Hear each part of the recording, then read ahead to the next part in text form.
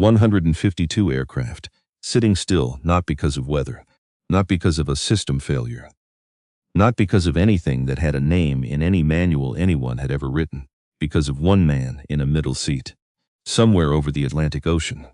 At 37,000 feet, in seat 24B between a stranger who had claimed both armrests and a window, he could barely see through. A man in a navy blazer sat with his hands folded and his breathing even and his eyes open.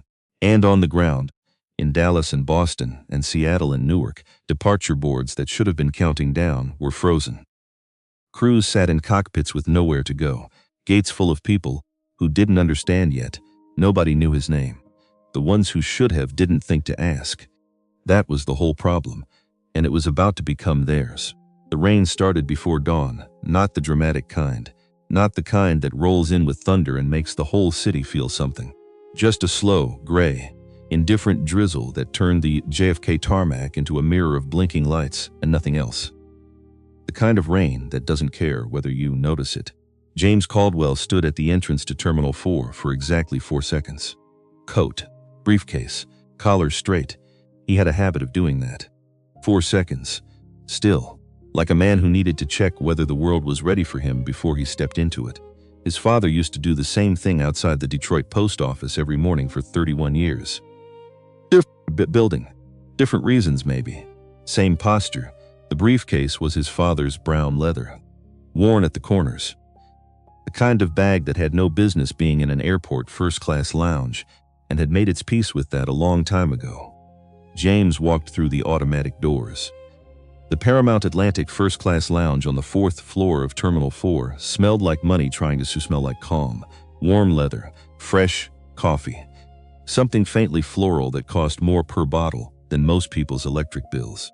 The lighting was amber and soft, designed to make everyone inside look like they belonged there. 6:42 in the morning. 90 minutes before the flight, James chose a seat near the window, not the best seat. Not the corner where the morning light came through at a flattering angle. Just a clean chair with a clear view of the tarmac and enough distance from everyone else to think without being interrupted. He set the briefcase down beside his leg. He folded his coat over the armrest. He looked out at the rain. The lounge was maybe a third full. A man in a rumpled Oxford shirt tapped furiously at a laptop, with the focused misery of someone losing a deadline. 2 women in matching cream blazers spoke in low, clipped sentences that could have been business or gossip. A silver-haired couple shared a pastry, without looking at each other. The specific, comfortable silence of people who have long since stopped needing words to fill space. Nobody looked at James. That was fine. He was used to being the person in a room that people looked past. He had learned, over 43 years, that this was sometimes an advantage. He opened his laptop.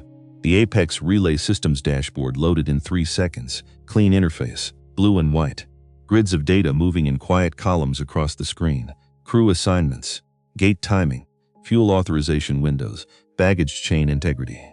Dispatch dependencies. Most people look at an airport and see an airport. Departure boards, moving walkways, overpriced sandwiches, the surface of things. James looked at an airport and saw what was underneath, the bones. The 10,000 decisions per hour that happened invisibly, automatically, because a system he had spent 6 years building was running correctly in the background. And somewhere in those blue grids, in those percentage figures and authorization chains, Paramount Atlantic Airways occupied 31% of everything. 31% of their crew scheduling. 31% of their fuel approval chain. 31% of their dispatch clearance system. Which meant that Paramount Atlantic, the airline whose lounge James was currently sitting in, the airline whose first-class seat he had paid for 6 weeks ago, the airline whose employees had not yet acknowledged his existence, needed him considerably more than they knew. He closed the dashboard. He looked up. Beverly Marsh was moving through the lounge with a silver coffee pot and a practiced smile. 51 years old. Silver-streaked hair pulled into a tight knot. Her uniform pressed so sharply it looked almost punitive. She was good at her job, you could tell immediately. She moved through the room like someone who had memorized it years ago and could now do it with her eyes half closed. She leaned toward the man in the rumpled Oxford shirt. He hadn't raised his hand. She just appeared, pot tilted, smile warm. More coffee? He looked up, surprised and grateful. She laughed at something he said, genuine, comfortable. The sound of someone who actually enjoyed this work. She moved on. The women in cream blazers. The silver-haired couple. A pause, a word, a refill. She covered the whole room in 4 minutes. James watched. She came within 3 feet of him twice. The first time, her gaze moved across him, the way a person's eyes move across furniture. Present registered. Not interesting enough to stop on. The second time, she turned slightly on a pivot toward the counter, and James had the specific, familiar experience of being looked at without being seen, of existing in a room and being processed as part of the background. Like a chair that happened to be wearing a blazer, he had felt this before, many times. In hotel lobbies, where the concierge stepped around him to greet the couple behind him.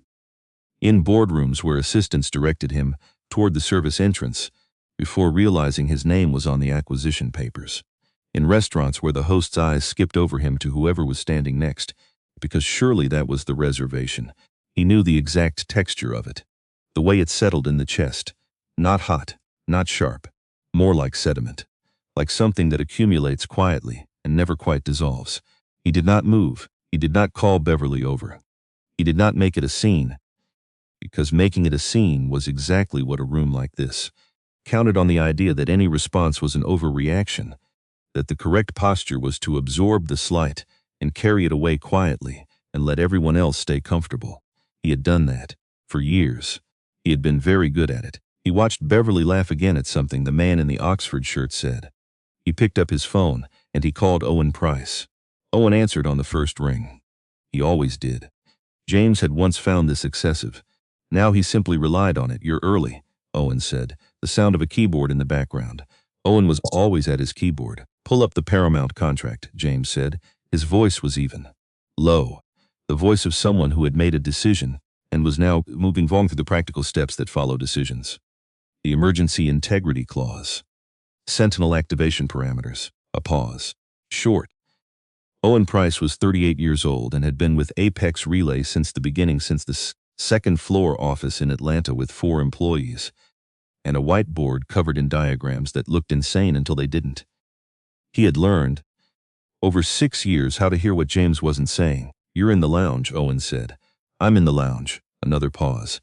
Longer this time. "What happened?" Not a question. Owen had learned that too. "Just pull it up," James said. "I want the numbers in front of me." James. Owen. Keys clicked. A file opened. James listened to Owen's breathing shift as he read the slight change in rhythm that meant he was getting somewhere. Getting to the clause that said, "In the event of a material breach of the service agreement, or conduct determined by Apex Relay Systems to constitute a violation of contractual dignity standards, the following remedies are available to the service provider at their discretion." "You want me to check the activation window," Owen said. "I want you to know where it is." A silence. The particular kind that happens when someone understands something they hadn't understood 30 seconds ago. "Understood," Owen said. Quietly, like a man setting something down carefully on a glass table. James ended the call. He looked out at the rain. The tarmac was wet and bright, and full of planes going everywhere. Engines turning, lights blinking through the gray. All of it looking, from up here, like a system running exactly as it should. He thought about his father, standing outside the Detroit post office at 6 in the morning. Collar straight. 4 seconds. Ready. He picked up the briefcase. It was time to go to the gate. Gate B9 had the cold brightness of a place built for movement, not comfort.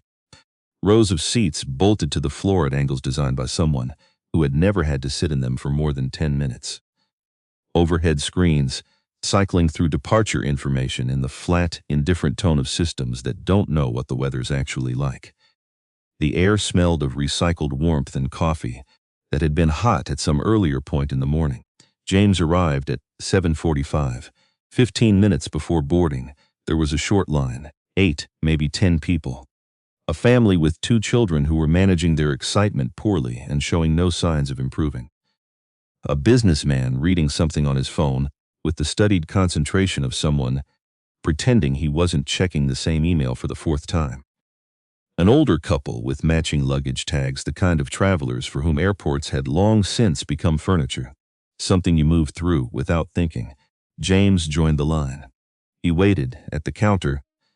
Helen Carter moved with the precise efficiency of a woman who had run this gate many times and found the routine manageable. 54 years old, silver blonde hair, reading glasses on a chain around her neck.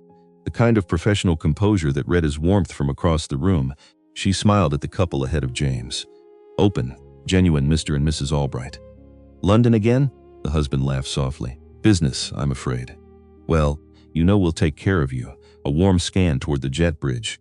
A warm gesture toward the jet bridge. Have a wonderful flight. James stepped forward. The smile disappeared. Not gradually, not in stages, all at once, like a switch. He noticed. He always noticed. He'd been noticing this particular expression, or rather, the sudden absence of one for his entire adult life. It had a specific quality, not hostility exactly, more like a recalibration, a quiet adjustment of expectations. Boarding pass, Helen said. Her voice was even, professionally neutral, the specific brand of polite that is designed to be unchallengeable later. James held out his phone. She scanned it. The machine beeped. Her eyes went to the screen, then stayed there. Her fingers began moving across the keyboard, not urgently, carefully, with the deliberate pace of someone who had already decided what they were doing before they started. James watched her face, not her hands. Her face, not confusion. Calculation. There appears to be an issue with your seat assignment, Helen said. She did not look up. James said nothing. We had an aircraft adjustment this morning. She tapped something, waited. The system is showing a different seat. James knew that was not true. He knew it the way he knew his own system. Apex Relay tracked aircraft configurations for Paramount Atlantic in real time. A genuine equipment change on a transatlantic flagship a route this size, this revenue would generate alerts. Crew change notices, catering adjustments, weight and balance updates. A cascade of 17 distinct system signatures that would have appeared on his dashboard at the moment of decision. Nothing had appeared. Nothing had changed. He had checked the dashboard 45 minutes ago. He had checked it again in the line. He kept his voice quiet. Level, seat 2A. First class. Confirmed 6 weeks ago. Helen's fingers continued moving. I understand, sir, but the system is showing 24B. Economy. A small breath through the nose. Middle seat. James looked at her for a long moment, not with anger. Something colder and more useful than anger. You released my confirmed first-class seat, he said. Helen straightened. I'm only reporting what the system shows. No, James said. The gate went still. Not dramatically. No one spun around. No one gasped. Just a particular quiet that settles over a space. When something true is said in a place that has been running on pretense, you're telling me what you want me to accept. Color moved into Helen's cheeks. Not guilt, exactly. Something more defensive than that. Her posture adjusted.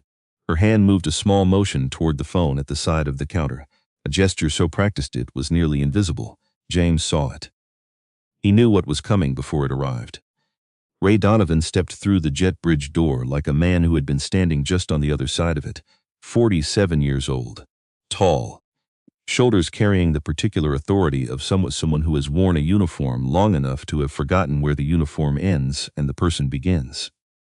He looked at Helen first, then at James, and in the half-second between those two glances, he arrived at a conclusion. James watched it happen, the whole thing. In real time, Ray Donovan looked at James' Caldwell coat, folded over the arm, worn leather briefcase, navy blazer, expression completely still, and somewhere in that assessment, without a single question being asked, he decided what the situation was. Not a hostile decision, not a cruel one. Just fast, just certain. The quiet, specific certainty of a man who had made this kind of assessment many times before and had never yet been given a reason to slow down. Everything okay here? Ray asked. He was looking at Helen. Helen didn't take her eyes off James. This passenger is refusing his reassignment. James turned to Ray. I'm questioning why a confirmed first-class seat was removed without my knowledge or consent. Ray's face settled into a very specific expression. Patient. Firm. The face of a man who handles complications the way you handle a delay on a schedule efficiently, so you can move on. Sir, we have a flight to maintain. If the system has assigned you a new seat, I'd encourage you to take it. Customer relations can address any concerns after arrival in London. This isn't a customer relations issue, sir. My name is James Caldwell, not loud, not aggressive, clear, seat 2A, paid in full. Confirmed 6 weeks ago by your airline's own records. Ray smiled, and the smile was the thing that did it. Not the dismissal, not the reassignment. The smile, that particular practiced, tolerant, faintly sorry for you smile that arrives so fast it doesn't even feel personal. Just habit.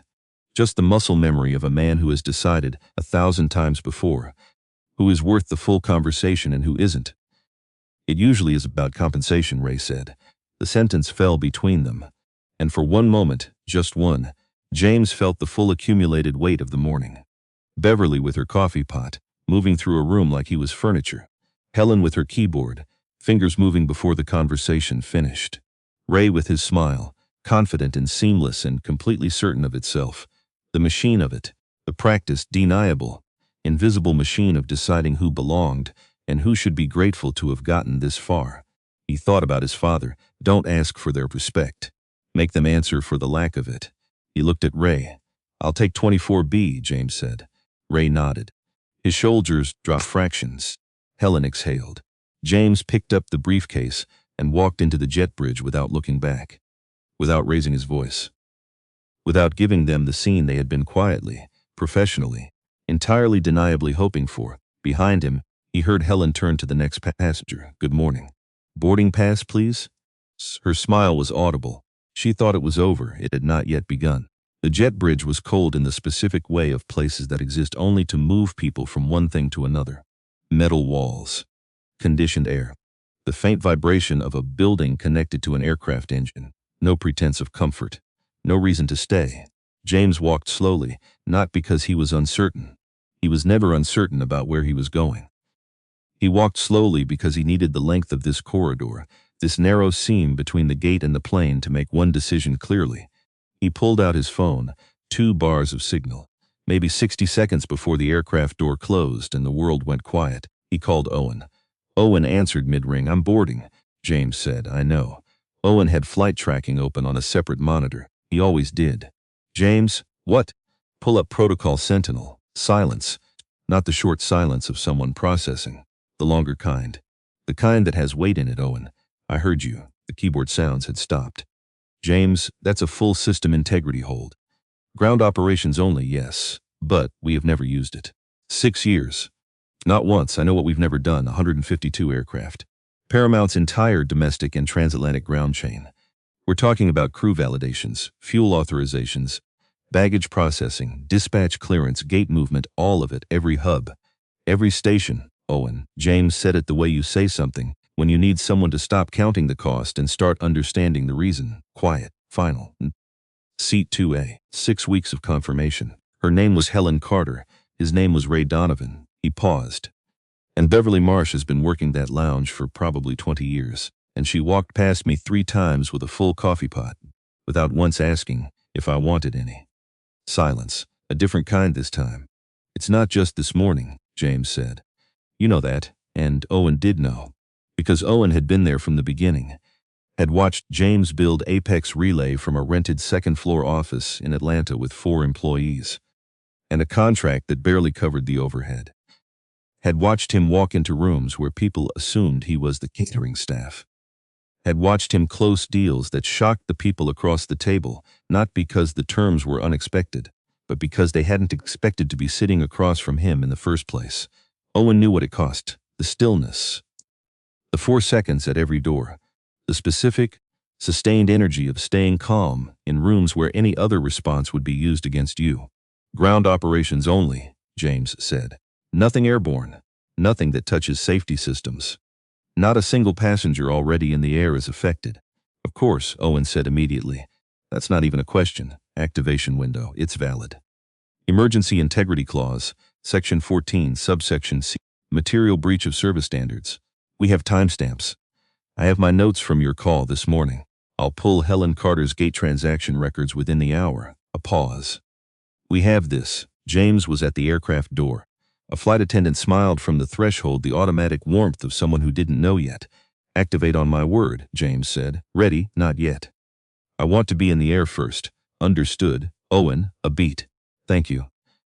Owen didn't say you're welcome. What he said was, your father would have liked this. James almost smiled, almost.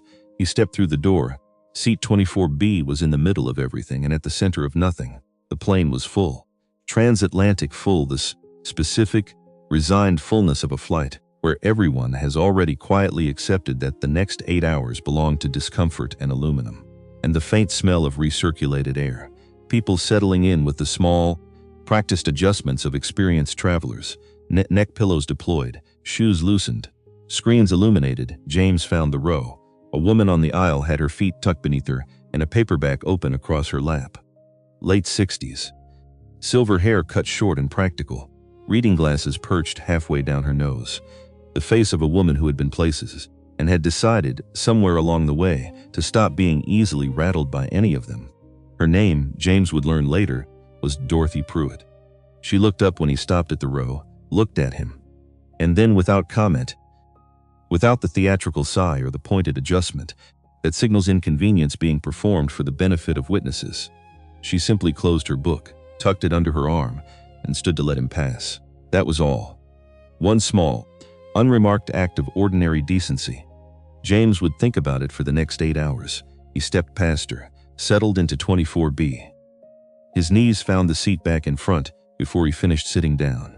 The man on his right, broad-shouldered, already arranged for sleep with both armrests, claimed with the territorial certainty of someone who had sorted the social contract of this row before anyone else arrived, did not stir. James fastened his seatbelt. The buckle clicked. It sounded like something closing. He looked at what he could see of the window, a narrow slice of gray sky past the sleeping man's shoulder, the tip of the wing. Rain, moving across the glass in slow sideways streams. Up front, past the curtain that separated the cabin into its careful hierarchy, someone laughed. Low and easy, the sound of a person with room enough to breathe. James looked down at his hands. They were steady. He had expected anger. He had been waiting for it since the lounge, since Beverly's third pass with the coffee pot, since Helen's fingers moving across the keyboard before the conversation was finished. But anger wasn't what arrived. What arrived was something quieter and more efficient, the feeling of having been moving toward a decision for a long time and finally arriving at the moment of it. A kind of resolution, almost. A cold, clean, purposeful calm. He pulled out his phone, one barf of signal. 20 seconds, maybe. He called Owen. "We're about to push back," James said. "I know." Owen had the quiet readiness of someone who had already put on his coat for an emergency, but hadn't been told to call it one yet. "Systems are staged." "Waiting on your word. Activate Protocol Sentinel." Owen breathed in once, then out. "Activating," he said. His voice had shifted into the professional register, the one he used when the situation required precision over warmth. "Ground operations only. Crew validation chains, fuel authorization, baggage processing, dispatch clearance, gate movement. Nothing airborne, nothing that affects safety systems." A pause. "Keys. James, once this goes, they'll know within 20 minutes, I know. And they'll know it's you. That's the point," Owen typed. The silence that followed was the silence of something large and irreversible beginning to move. "Done," Owen said, quietly, like a verdict being read into record. The signal cut. James put the phone in its pocket. Dorothy Pruitt had reopened her book. She wasn't reading it. Her eyes were on the page, but her attention was elsewhere. James noticed. She noticed him noticing. She didn't say anything. She turned a page she hadn't read. The engines began to whine. Low first, then rising, the whole floor of the aircraft vibrating with contained force as the plane pushed back from the gate. Gate B9 moved past the window, then disappeared into rain and gray distance. James looked forward. He thought about Helen Carter's fingers moving across the keyboard before he finished speaking, the way she had known what the answer was before she pretended to check. He thought about Ray Donovan's smile. How fast it came. How certain. How little it cost him. He thought about Beverly Marsh and her silver coffee pot, and 3 passes through a room where James existed as something less than a person worth addressing. He thought about all the people who had come before him, the ones who had sat in 24B without the tools to do anything about it, who had swallowed the morning and carried it across the Atlantic and filed a form letter complaint that got answered, with an apology template and 15,000 bonus miles and a file marked closed. He thought about his father. 31 years of early mornings. 4 seconds at every door. Collar straight. Ready, the plane lifted. And somewhere in Dallas, in an operations center the size of a football field, a thin amber line appeared on a wall-sized screen. Nobody panicked, not yet. But Nina Bassett, 32 years old, sharp, tired, halfway through a cup of coffee she had forgotten, was in her hand, looked at that line, frowned, clicked again, and said, to no one in particular, in the tone of someone who already knows the answer is going to be worse than the question. That's odd. The cabin had gone quiet in the way that transatlantic cabins go quiet 3 hours in. The first meal finished and cleared, the overhead screens cycling through films that most people were watching without watching. The lights dimmed to a tired blue. The engines a constant low note that stopped registering as sound and became simply the ambient texture of altitude. James sat with his eyes open. The man on his right had been asleep for over an hour, his shoulder migrating in gradual increments into James's space with the unconscious authority of someone who had claimed his territory and stopped thinking about it. James had not moved him. Dorothy Pruitt on the aisle was not reading. She had stopped pretending to read about an hour ago. Her book sat closed on her lap. She was looking at her phone, then at the headrest in front of her, then at her phone again, with the careful, returning attention of someone processing something they've just learned. James noticed Dorothy looked up. Their eyes met. She didn't look away. There was something about 68 years of living that had apparently convinced her that looking away from things was a waste of whatever time you had left. Are you all right? She asked. Not a formality. Not the verbal filler that people deploy in airplane rows to be polite before putting their headphones back in. A real question, the kind with actual weight behind it. James looked at her for a moment. I'm fine, he said. She nodded once, slowly. The specific nod of someone who has heard that answer many times and knows exactly what it tends to mean. Long flight, she said. Longer for some than others. She studied him. Not intrusively, not the surveillance of someone looking for a story. More the careful attention of a woman who has learned, over a long life, to sit with uncertainty before speaking into it. My father worked in a manufacturing plant in Ohio for 40 years, she said finally. Her voice was low and steady, the voice of someone returning to something they've turned over many times. He never talked about the hard parts. Not directly. Not to us kids, she paused. But you learn. You learn to read a person's face. What they set down when they come home that they couldn't carry in front of anyone. James looked at her. I saw your face when you sat down, Dorothy said. No drama, no performance. Just one person saying a true thing to another, plainly. I'm sorry for whatever happened this morning. James said nothing, but something in the set of his shoulders changed, just slightly. The way a door opens just enough to let in air without committing to being open. Thank you, he said. Dorothy nodded and picked up her book. Didn't read it. James looked at the ceiling. He thought about his father, who had also never talked about the hard parts, who had come home from 31 years of early mornings, with his collar still straight and his posture still right, and never once said, "It was hard today. I was invisible today. I walked through a door and had to prove again that I belonged on the other side of it." He just set his coat down and asked what was for dinner. And James had been a child and hadn't known to ask what the day had cost him. He knew now. He had spent a long time learning it. He looked at his hands, still steady, a few rows ahead. A businessman who had been refreshing his financial news feed since the Wi-Fi steadied turned around. Anyone hearing about this Paramount thing?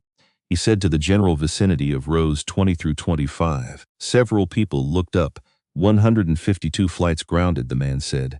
Some kind of system freeze. They're saying it's connected to something at JFK this morning. The word something moved through the rows like a change in air pressure. Dorothy lowered her book. James looked at the seat back in front of him. Is it weather? Someone asked. No. The businessman squinted at his phone. System lock. Says Apex relay something. Dorothy turned to look at James. He felt it. He kept his eyes forward. What kind of incident? Someone behind them asked. Doesn't say yet, just passenger complaint. First class. JFK. The woman across the aisle leaned toward her husband. My sister is flying out of Boston this afternoon. My connection in Dallas is gone, someone else said. Not angrily, just with the tired acceptance of someone updating their expectations. Dorothy was still looking at James. He turned, their eyes met again, and she didn't say, "Is that you?" She didn't say, "Did you do this?" She looked at him with the eyes of a woman who had seen enough of the world to recognize a thing what it was without needing it labeled. Sometimes, she said quietly, just to him, it takes something this visible to make people pay attention to something that should have been obvious from the start. James looked at her for a long moment. My father used to say, he said, that the people who should be embarrassed rarely are, until it costs them something to stay comfortable. Dorothy absorbed that. Smart man. He drove a mail truck in Detroit for 31 years. All seasons, he knew every house on his route, every name, every dog that was going to come off the porch. A pause. And he still got asked, regularly, whether he was sure he was in the right neighborhood. Dorothy was quiet. The specific quiet that holds something. He sounds like someone who knew his worth, she said finally. He knew, James said. He just spent a long time having to demonstrate it to people who should have known it without being shown. Dorothy looked at her hands. My father too, she said softly. Different city, different time. Same question, the plane hummed around them. Steady altitude, steady engines. The world 37,000 feet below, carrying on its business in complete ignorance of row 24.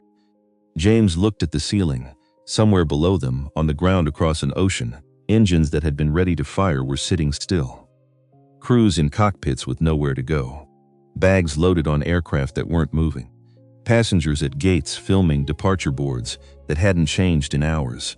And somewhere in an operations center in Dallas, a 32-year-old analyst named Nina Bassett was reading a printout of 14 pages and beginning to understand that what she was holding was not evidence of one bad morning. It was a pattern. It was a record. It was proof. Ray Donovan stood in the forward galley and stared at his phone. The Mid-Atlantic Wi-Fi had been inconsistent all morning, the kind of signal that loaded enough of a headline to make ignoring it impossible, but not enough to pretend you hadn't seen it. He had read the article 3 times. Paramount Atlantic Ground Operations frozen following reported JFK incident, 152 aircraft, Dallas, Seattle, Boston, Newark. System hold activated by Apex Relay Systems. And there, 4 paragraphs down, in a breaking news article he had not anticipated reading on this flight or any other, James Caldwell, founder and CEO of Apex Relay Systems, passenger on PA Flight 91, JFK to London Heathrow. Reportedly downgraded from first class to economy at Gate B9 this morning. Ray read the name again. He thought about Gate B9. 7:48 in the morning. A man in a navy blazer with a worn leather briefcase who had looked at him directly, calmly, with no panic and no performance, and said, I'll take 24B, and walked away, without a scene, without a threat, without giving Ray any reason to think about it afterward. Ray had thought, good, that's handled. Ray had thought, and he was aware now, that he was going to have to be honest about this. Here, alone in a galley with no one else to see, he probably didn't belong up there anyway. He had not thought, this man might run the company whose system keeps our planes moving, but then. And this was the part Ray kept circling back to. This was the part that made the galley feel smaller than it had 5 minutes ago. That wasn't the issue. The issue wasn't that James Caldwell turned out to be a CEO.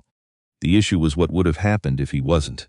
If he was just a man in a navy blazer who had paid for a seat and arrived on time and stood in the correct line. If he had no protocol to invoke, no contract clause, no company, just a boarding pass and a name and a seat that someone with a keyboard and 3 seconds of certainty had decided was negotiable. What would have happened then? Ray already knew. The same thing.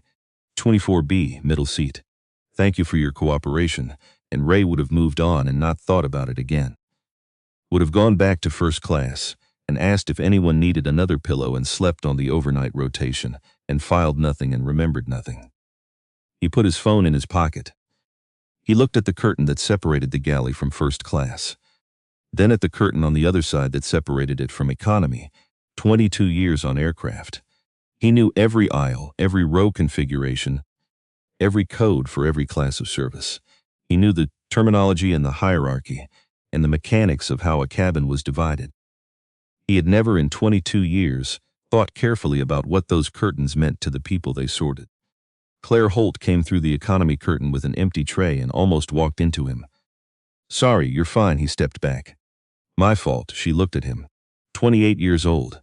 First month. The careful attentiveness of someone learning the unwritten rules of a place that has many of them. Are you okay? she asked. He looked at her. She had the kind of eyes that noticed things and didn't look away from what they found. Did you see what happened at the gate this morning? Ray said. At B9, she went very still. The stillness of someone who has been waiting for a question and is now deciding what to do with it. I filled in the cabin service log, she said carefully, the boarding irregularity section. I documented what I observed. Ray looked at her for a moment. Good, he said. It was the most honest word he had spoken all day. Possibly in longer than that. Claire nodded and moved past him with her tray. Ray watched her go. He thought, she's been here 4 weeks. She doesn't know the rules well enough yet to know which ones she's supposed to pretend not to see. And she filled in the form anyway. And he thought, I've been here 22 years, and I told a man to take his seat and didn't ask a single question. He leaned against the galley counter. Outside the small oval window, the Atlantic was an unbroken gray-blue below the clouds. They were maybe 2 hours out of Heathrow, he thought. I am going to land this plane and sit in a crew room, and I am going to have to figure out how to look at myself. That was going to take a while. He suspected it should. The descent announcement came at 6:47 in the evening, London time, the captain's voice. Smooth. Even. The practiced neutrality of a man who had flown this route many times and had not been briefed on the specific shape of the day his aircraft had been carrying. Ladies and gentlemen, we're beginning our descent into London Heathrow. Local time is 6:47 p.m. Weather is overcast with light rain. We expect to be at the gate in approximately 30 minutes. Window shades lifted one by one. Gray English sky appeared pale, rain-washed, the specific color of a country that has long since made its peace with not being sunny. James looked at the window 30 minutes. He thought about what was waiting at the end of the jet bridge. The suits, the legal folders, the faces of people who had spent 9 hours doing very fast math about consequences and finding none of the answers comfortable. He thought about the agreement Owen had sent to his phone during the flight, drafted before departure, updated twice during it, ready and precise and waiting. He thought about how he was going to say what he was going to say. Not the words. The words were already clear. He thought about the register, quietly, without raising his voice. The same way he had said, I'll take 24B. Because that was the point. Not volume, not performance. Just the kind of clarity that makes pretending impossible. Dorothy Pruitt tucked her book into her bag. Do you have family in London? She asked. A meeting, James said. She tilted her head slightly. Important one? He considered it. It became more important this morning. Dorothy laughed. Small and warm and real, the laugh of someone who has understood something without needing it explained. James almost smiled back. Almost. I hope it goes the way it ought to, she said. It will, he said. Not arrogance. Something more settled than that. The certainty of a man who knows exactly what he's walking toward and has everything he needs to get there. The wheels found the runway at 7:09 in the evening, London time, hard and certain and irreversible. England, and below the plane as the engines reversed and the runway streaked past in wet concrete and steady lights. 152 aircraft sat on the ground across an ocean, waiting for what came next. The first red light appeared at 8:22 in the morning, not with an alarm. Not with anything that announced itself as significant. Just a small amber indicator on a dispatch validation screen in the Dallas Operations Center of Paramount Atlantic Airways. The kind of thing that appeared occasionally for ordinary reasons, and was usually resolved in under 2 minutes. Nina Bassett saw it first, 32 years old, sharp in the specific way of someone who had learned to be sharp because the job required it, and she had decided early on that she was going to be good at this job, whether or not the job was always good to her. She had a cold cup of coffee to her left, a half-eaten granola bar to her right, and 17 screens in front of her showing the real-time status of every aircraft in Paramount's network. She clicked dispatch validation on Flight 44 out of Miami. Denied, she frowned. Clicked again. Denied, she sat up straighter. Because Miami had no weather event. Miami was clear. The crew was legal and checked in. The aircraft was fueled. The bags were loaded and scanned. Every variable that needed to be green was green. The system could see all of it. The system simply would not act on any of it. She tried a third time. Denied. Hey, she said it to the room generally, the way you address a space when you need it to produce someone specific. Anyone else seeing access errors? 3 seconds of silence, then a hand went up across the aisle. Luis, systems coordinator, already frowning at his own monitors. Seattle just locked, he said. Fuel authorization. Nina felt the cold move up the back of her neck. Is it a network issue? No, he was typing fast. Read access is completely fine. I can pull any record I want. I can see fuel level, fuels, crew status, gate positions, all of it. I just can't do anything with it, Nina said. He looked at her. She looked at the board, and the board began to change, not all at once, 1 point at a time. Amber indicators bleeding to red across the network the way lights go out in a city. During a rolling blackout, Boston, then Newark, then Atlanta, then Chicago, each transition unhurried, each one carrying the same cold logic. A plane that had been 60 seconds from becoming a flight was now just metal and fuel, and people sitting in seats with nowhere to go. Nina picked up her desk phone. Get Dan, she said. Already on it, someone behind her said. Nina kept her eyes on the board, 152 aircraft. She counted. She didn't want to count, but she was a methodical person, and methodical people count things even when the number is going to be worse than they hoped, 152. The number settled into the room the way large numbers settle, not loudly, not with panic, but with a specific gravity that made every rolling chair stop moving. And every keyboard go quiet, and every face in the room turn toward the main screen at the same time. Dan Mercer came through the back office door with a paper coffee cup and the expression of a man whose body had already read the room before his brain caught up to it. 58 years old. The build of someone who had spent 3 decades under pressure and had learned to wear it like a coat rather than let it show on his face. He walked to Nina's station and looked at the board. He looked at it for a long moment. Tell me it's a glitch, he said. Nina looked at him steadily. It's not a glitch. He leaned toward her screen. Read access? Completely intact. We can see everything, every aircraft, every crew assignment, every fuel level, every gate. The system knows exactly where everything is. She paused. It just won't let us move anything. Dan set his coffee cup down on the edge of her desk. He did not pick it up again for the next 4 hours. Get Apex Relay on the line. Already tried, a voice called from the far row. Their main line is routing to contractual emergency channels only. Dan turned. What does that mean? The analyst looked up from his phone. It means they know what's happening. And they're not taking general calls about it. The room changed in the way that rooms change when a fire alarm has been pulled and people are deciding whether this is a drill. Not loud, not frantic, just a specific collective stillness, the held breath of professionals who are very good at their jobs and are confronting something their jobs have not prepared them for. Nina did not wait to be asked. She pulled up the gate transaction logs from JFK because she was built that way. When something went wrong, she moved toward it. She had been doing it since she was a kid, doing her younger brother's math homework to figure out where his logic broke down. She typed in the time window, 6 to 8 this morning. Terminal 4, Gate B9, 1 result, seat reassignment, 7:47 a.m. First Class 2A to Economy 24B. Manual override, Employee ID 4471. Helen Carter. Nina read the override justification, aircraft adjustment. She pulled up the aircraft maintenance logs for PA Flight 91. No adjustment recorded. She pulled up the configuration change records. Nothing filed. She opened the Apex Relay System mirror, the read-only verification portal. Paramount used to cross-reference its own records against the vendor system and ran a search for any equipment change flag, any configuration notification, any system signature associated with PA Flight 91 between midnight and 8 a.m. Zello results. Nina sat back in her chair. She looked at Helen Carter's employee ID number on her screen. She was a methodical person. And methodical people, when they find one anomaly that doesn't fit, do not close the file and call it isolated. They look for the pattern that produced it. She typed in employee ID 4471. She pulled 12 months of gate transaction records, and she started reading. The room around her continued its controlled crisis calls being made, supervisors being summoned, statements being drafted and revised. Dan was on the phone with legal. 2 analysts were cross-referencing the lock against known vendor outage protocols.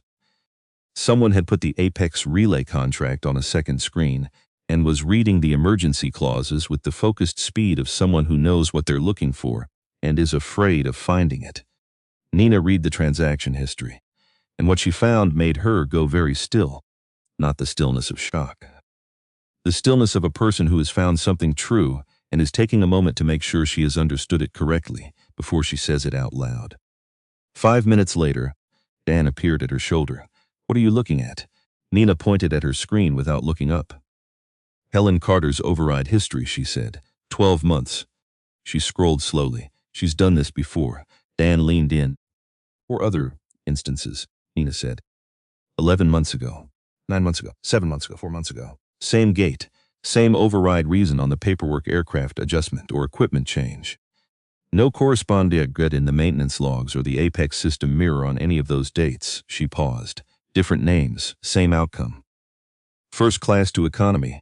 Dan read the screen in silence. "And the complaints?" he said finally. "Filed through the post-flight portal, all 5. Responded to with form letters and bonus miles." Nina looked at him.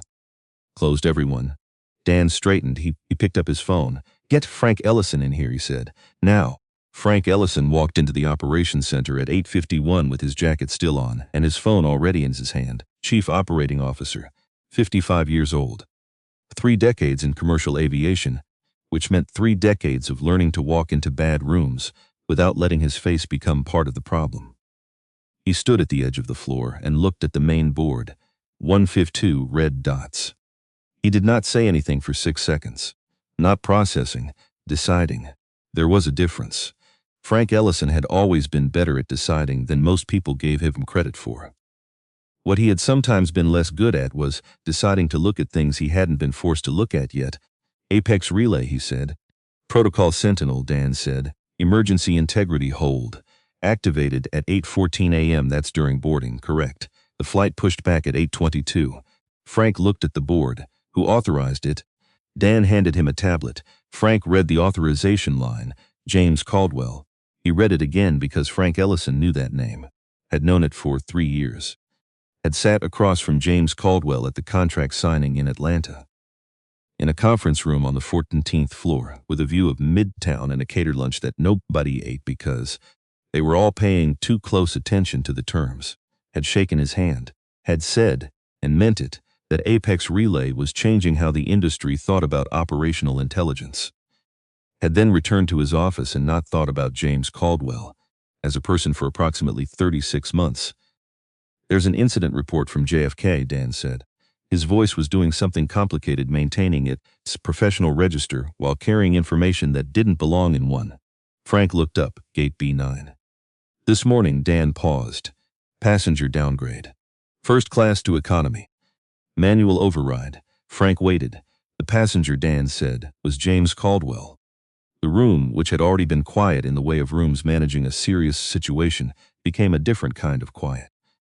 The kind that happens when everyone in a space understands the same thing simultaneously, and nobody wants to be the one to say it first.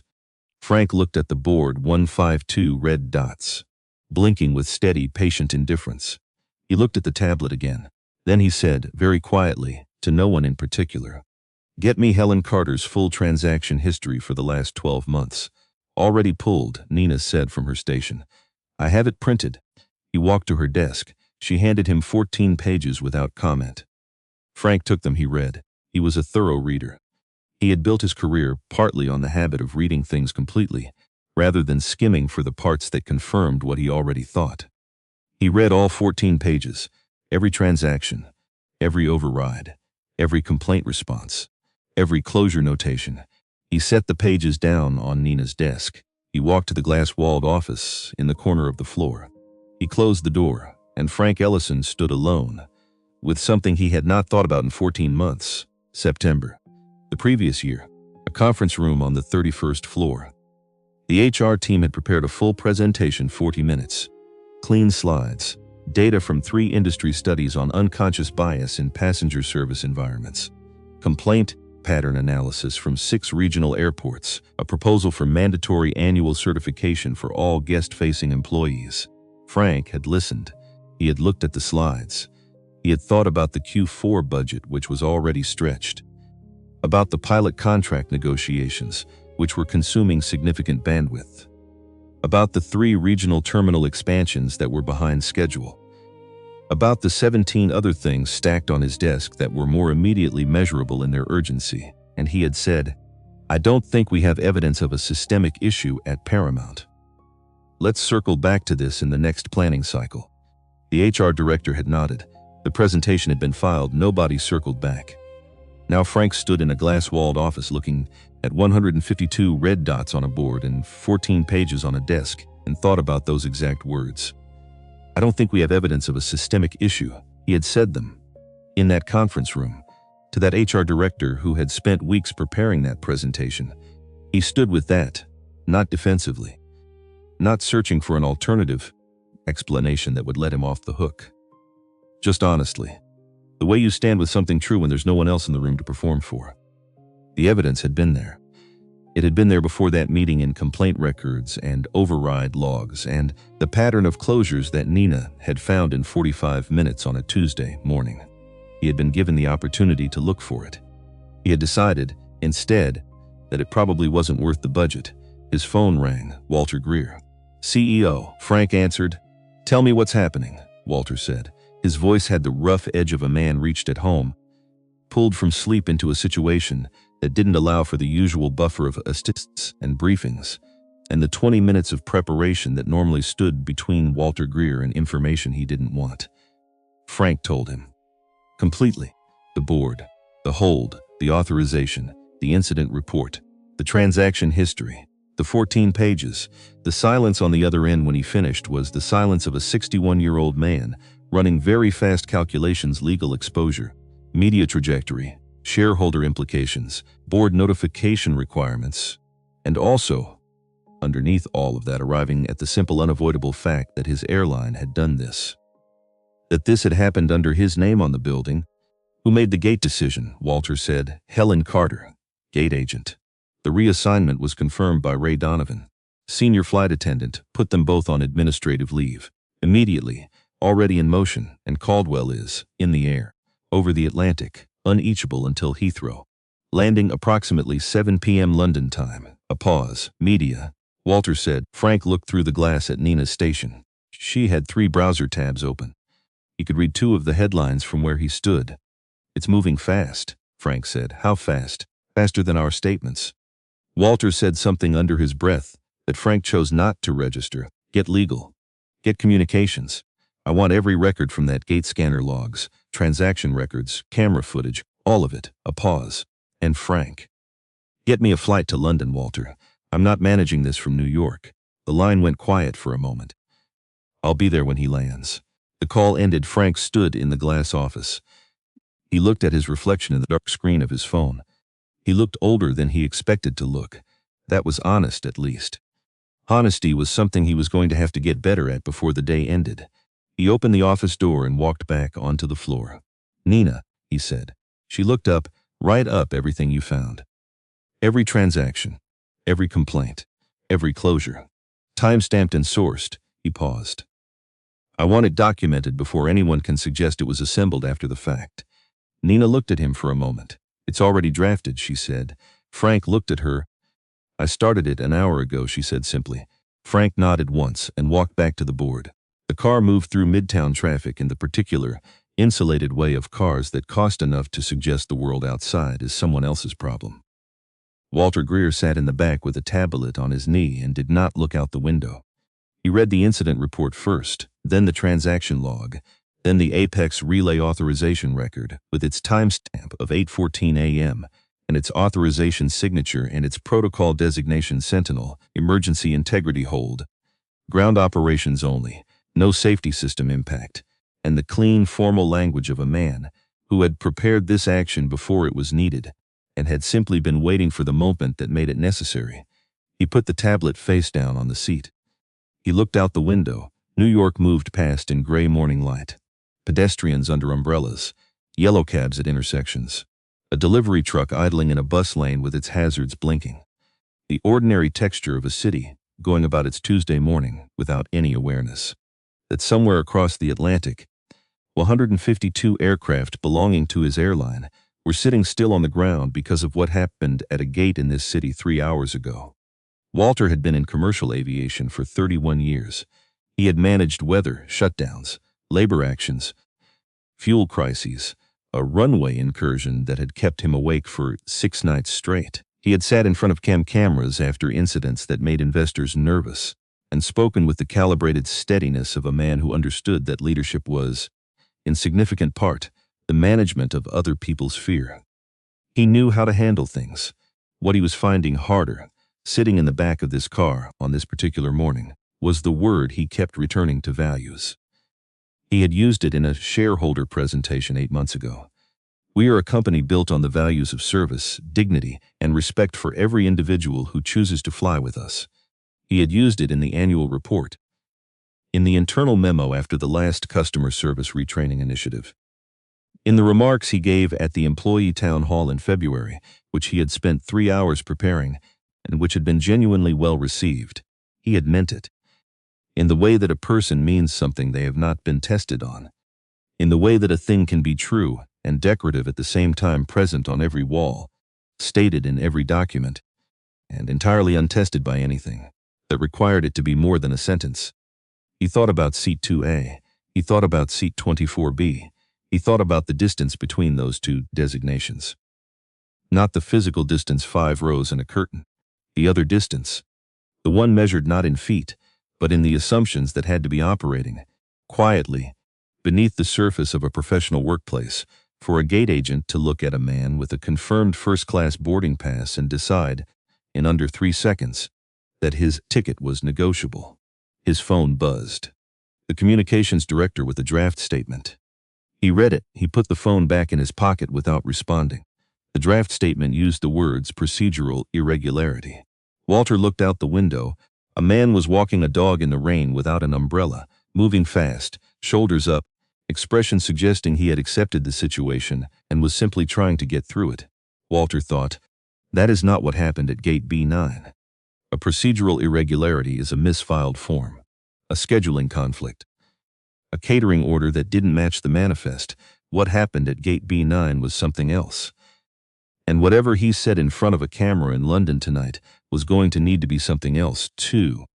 Get me a room at the Langham, he said to his assistant. She looked up and booked me on the next available transatlantic to Heathrow. He picked up his phone. I'll be there when he lands. The operations center had settled into the particular rhythm of a sustained crisis managed by competent people who have accepted that the situation is serious and are now simply working through it.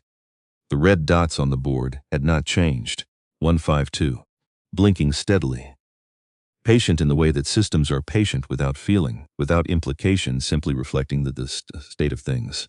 Nina Bassett had finished her documentation at 9:31 a.m. 14 pages, fully sourced, time-stamped to the minute. She had sent it to Frank Ellison, copied legal, and saved 3 backups in separate locations, because she was a methodical person, and methodical people do not leave documentation in one place. Then she pulled up a 4th monitor, because the transaction records had told her what had happened. The complaint database had told her that it had happened before. But there was one more thing she wanted to know, and it required a different kind of looking. She pulled the internal complaint response records for all 5 cases. Not the complaints themselves, the responses. The internal decision trail who had reviewed each case, what determination had been reached, and on what basis the file had been closed. First case, 11 months ago, reviewed by a shift supervisor at the JFK customer service desk. Determination. Equipment change appears consistent with standard reconfiguration procedures. No further action required. Closed. Second case, 9 months ago, reviewed by the same shift supervisor. Determination, identical language, word for word. Closed. Third case, 7 months ago, escalated slightly. A customer experience manager had been involved. The Apex relay system had been checked, and here Nina leaned closer. Because this was the interesting part, the reviewing manager had noted that no configuration change appeared in the vendor system, but had characterized this as a possible sync error between internal and external records. Benefit of the doubt extended to the gate agent. Closed. Fourth case, 4 months ago. A 2-page letter from the passenger. Detailed, specific, with dates and times and the full name of the gate agent. Nina read the response letter. Standard template. Deep regret. Investigation pending. Bonus miles. There was no investigation documented anywhere in the file. Nina sat back. 5 cases. 14 months. 5 times a reviewer had been given the same information and had made the same choice, not because the evidence was unclear, but because, looking at it closely enough to see what it meant, was more complicated than not looking at it closely enough. The benefit of the doubt, it extended 5 times in a row in the same direction, was not benefit of the doubt anymore. It was a policy. She printed everything, 22 pages now. She walked to Frank Ellison's office, knocked once, and put the stack on his desk without saying anything, because sometimes evidence doesn't need an introduction. It just needs to be in the right room. Frank picked up the pages. Nina went back to her station at 11:03 a.m. Dan Mercer's desk phone rang. He looked at the display. Apex Relay Systems, Legal Department. He answered on the second ring. Mr. Mercer, a calm voice. The specific professional calm that has lawyers behind it and knows you know it. All contractual inquiries regarding the current protocol Sentinel activation will be directed through the emergency channel, outlined in Section 14 of your service agreement. We ask that your legal team review subsection C in full before initiating formal contact. We're aware of the clause, Dan said carefully. We'd like to open a line of communication with. When Mr. Caldwell is available to discuss, the voice said, he will initiate contact. Until that time, the hold remains active. No ground operations clearance will be issued through any alternative channel. The line went quiet. Dan held the phone for a moment, then he set it down. He looked at the board, 152 red dots, blinking patiently, not urgently, not threateningly, just steadily, the way a fact blinks when it has decided to wait for you to understand it. Planes full of people going nowhere. Crews sitting in cockpits with fuel loaded and routes filed, and nowhere to go. Gate agents fielding questions they couldn't answer because the people above them didn't have answers yet either. Families missing connections. Businesses missing meetings. A grandmother in Seattle, who had been sitting at the gate for 4 hours and had called her daughter twice to say she didn't understand what was happening. Dan thought about all of that. He thought about the man in a middle seat at 37,000 feet who had set all of this in motion with a phone call made on a closing signal in a jet bridge. He thought, this is not an outage. This is not a failure. This is a decision. And decisions, unlike outages, require responses that match the scale of what caused them. He picked up the phone again and called Frank. Legal says Caldwell initiates contact on his timeline, Dan said. We wait. A pause on the line. Then we wait, Frank said. And we use the time to make sure we know exactly what we're walking into when he lands. In the forward galley, Ray Donovan had been standing for a long time, not performing tasks, just standing, which was for Ray unusual enough to be notable. He was not a person who stood still. 22 years in commercial aviation had given him the ingrained habit of perpetual purposeful motion, always something to do, always someone to check on, always a reason to be moving through the cabin rather than stopped in it. But he had been standing in this galley for 20 minutes. His phone was in his shirt pocket. He had put it there after reading the article for the 3rd time, because having it in his hand made him keep reading it, and reading it a 4th time was not going to change anything. James Caldwell, CEO of Apex Relay Systems, the company whose platform handled dispatch clearance for Paramount Atlantic's entire operation. The man Ray had told to take his seat and wait for customer relations. The man Ray had smiled at, that smile. Ray kept returning to it. Not the fact of it, the speed of it, how fast it had come, how fully formed it had been, that patient, practiced, tolerant expression. How little thought had preceded it. He had not thought, who is this person? He had not thought, why is a man with a confirmed first-class ticket being reassigned? He had not thought, is this legitimate, or is something else happening here that I should look at more carefully? He had thought, Helen needs backup and this is taking too long. And then the smile had come, and the words had come, and James Caldwell had picked up his briefcase and walked into the jet bridge, and Ray had nodded at Helen and gone back to first class, and checked whether the Bradfords needed anything. The Bradfords had needed more sparkling water. Ray had brought them sparkling water. And he had not thought about the man in the navy blazer again until 45 minutes into the flight, when his phone picked up the Wi-Fi signal, and the article loaded and the name in the 4th paragraph. And the Hamier paragraph rearranged his understanding of the morning. But even now, standing in the galley with the cold, slow clarity of someone working through an uncomfortable truth, Ray understood that the title was not the point, had never been the point. The point was what he would have done if there had been no title. He already knew the answer. He had known it since the third time he'd read the article. The title changed the consequences. It changed nothing else. Claire Holt came through the economy curtain carrying an empty meal service cart and slowed when she saw him. "Sorry, do you need me to?" "No." He stepped aside. "You're fine. Go ahead." She maneuvered the cart past him with the careful precision of someone still learning the geography of the galley. Then she stopped. "Looked at him, Ray." She said it carefully. "The way you say someone's name when you're not sure whether you've earned the right to use it yet, but the situation requires it. Are you okay?" He looked at her.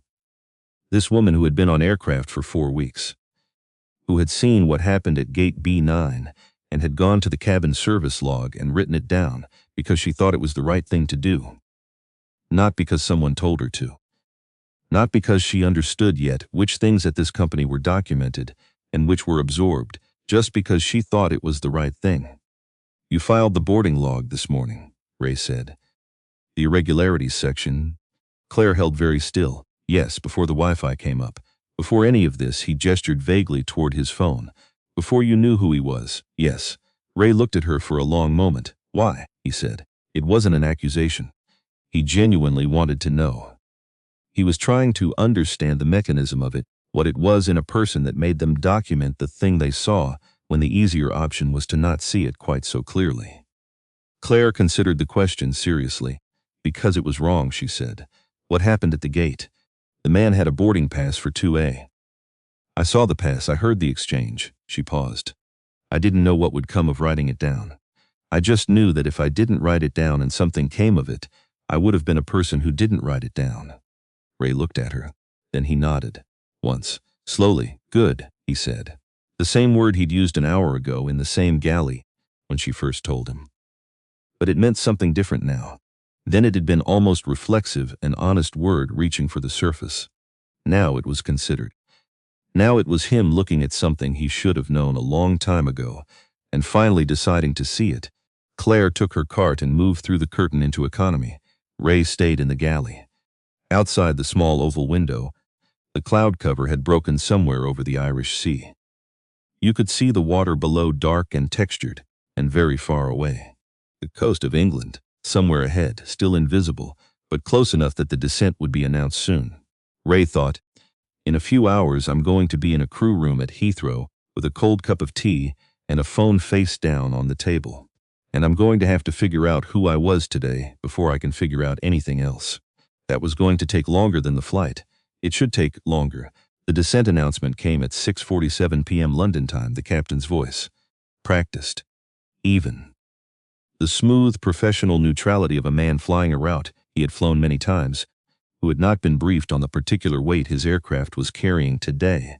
"Ladies and gentlemen, we're beginning our descent into London Heathrow. Local time is 6:47 p.m. The weather in London is overcast with light rain and a temperature of 12 degrees Celsius. We expect to be at the gate in approximately 30 minutes.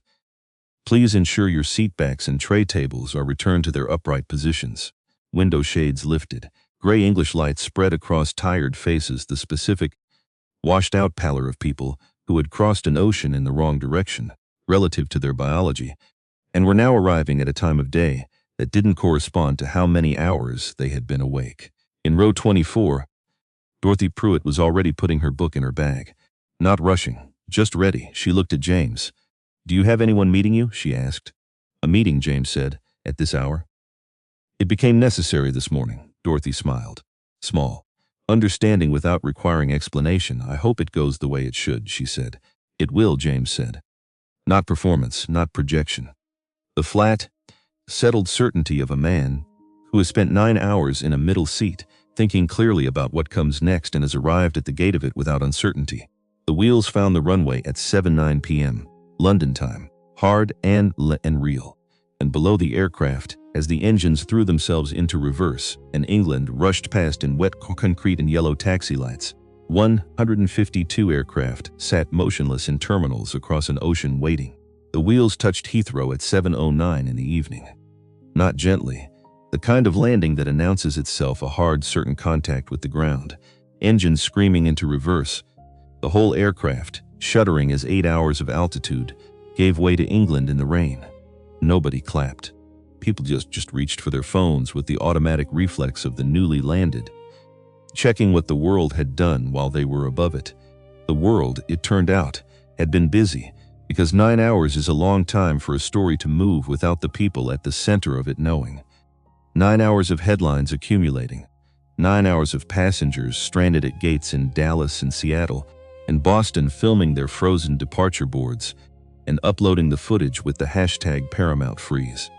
9 hours of Paramount Atlantic's communications team issuing statements that satisfied no one because the statements used words like procedural and irregularity and service disruption. Were engineered to describe something small while the thing itself kept getting larger. 152 aircraft, the number had achieved its own momentum. It appeared in every headline.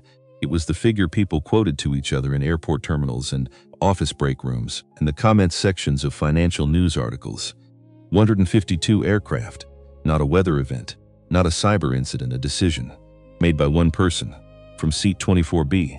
And now the plane carrying that person was rolling toward a gate at Terminal 5, and the people who had spent 9 hours preparing for this moment were waiting at the end of the jet bridge. James Caldwell stood when the seatbelt sign went off.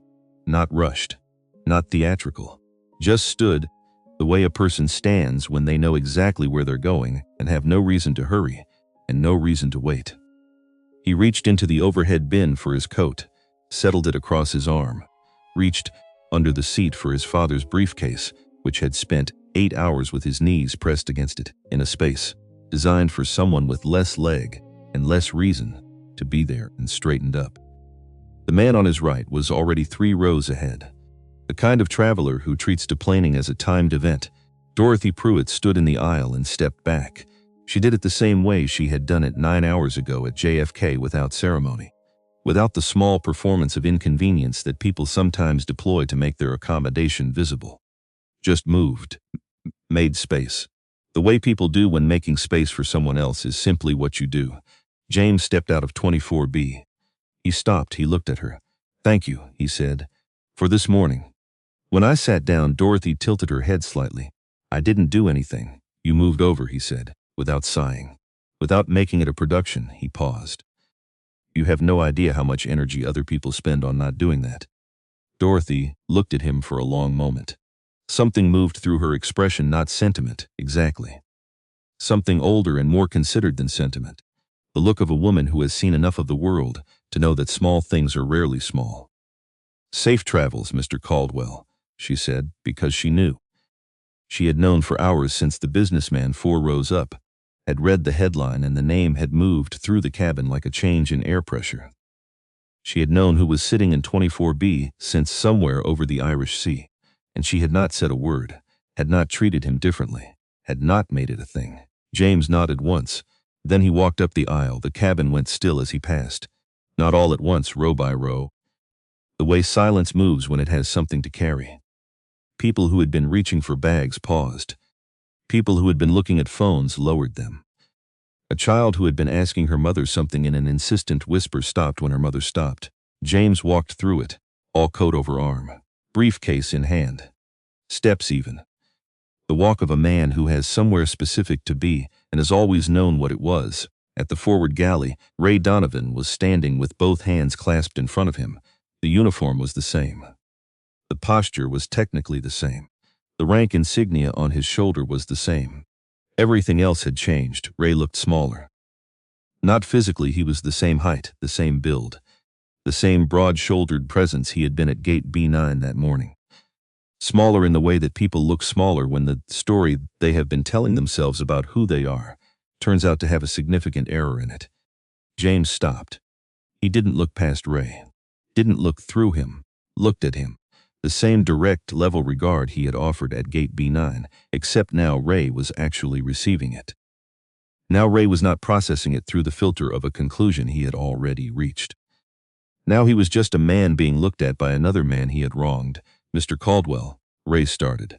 His voice had a crack in it, very small, that he couldn't fully control. "I think there may have been a misunderstanding this morning. At the gate. I want you to know that a misunderstanding," James said. "Yes, a misunderstanding requires 2 people who don't know what's happening."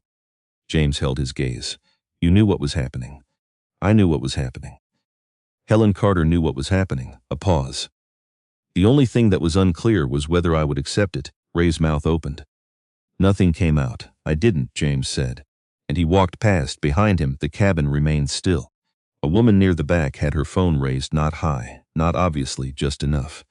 Not to post, to have a record. People do that now when something true happens in front of them. They reach for something to hold it with.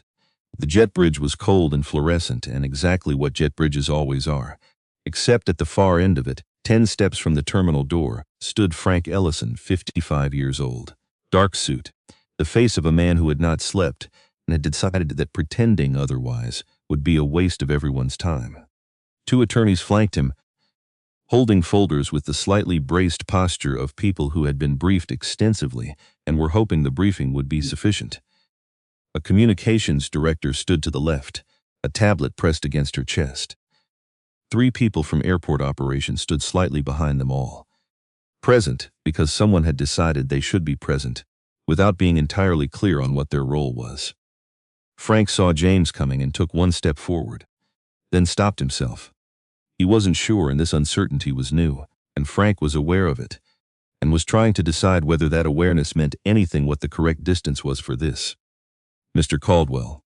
Frank's voice was controlled, professional, and beneath the professional register, something else trying to find the right door. On behalf of Paramount Atlantic, I want to. James kept walking. Frank turned and fell into step beside him. The attorneys and the communications director scrambled to regroup. I want to offer a full apology, Frank said. What happened at Gate B9 this morning was, where's the room? James said. Frank blinked. Private services.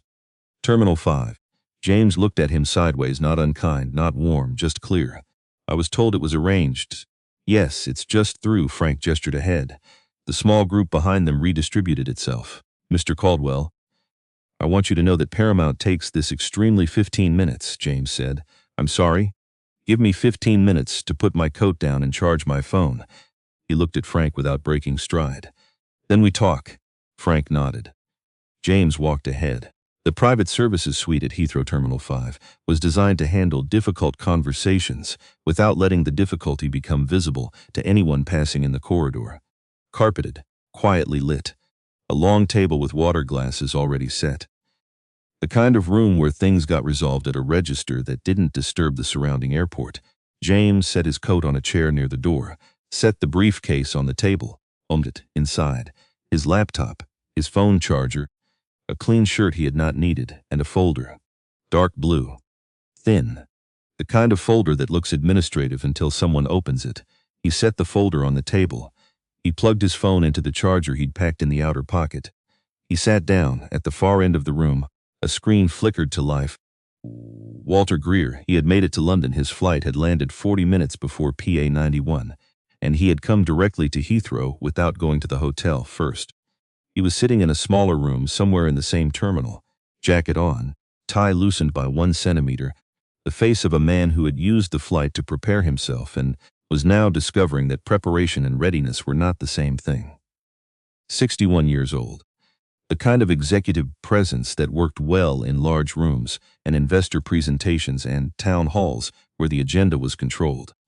Less certain of itself in a room with a man who had spent 9 hours in a middle seat and had arrived at Heathrow with a blue folder and 4 conditions. Frank Ellison sat to James's left. 2 attorneys across the table, a senior partner from Paramount's outside counsel who had flown in from New York on the same flight as Walter, and a local London solicitor who had been reached at 8 p.m. and had arrived with the slightly disheveled urgency of someone given 2 hours' notice for a crisis. The communications director sat beside them with a tablet, a legal pad, and the expression of someone hoping her role tonight would be minimal. A regional P at the far end had said nothing since entering, and appeared to have decided that continuing to say nothing was his best contribution. Owen Price's voice came through James's phone, propped against the water glass. Atlanta, awake since before dawn. Present. Walter leaned toward his camera. James, he said, not Mr. Caldwell. The deliberate informality of a man signaling that this should be between people, not adversaries. People, I want to say, personally, that I am deeply sorry for what happened at Gate B9 this morning. What our employees did. Stop, James said.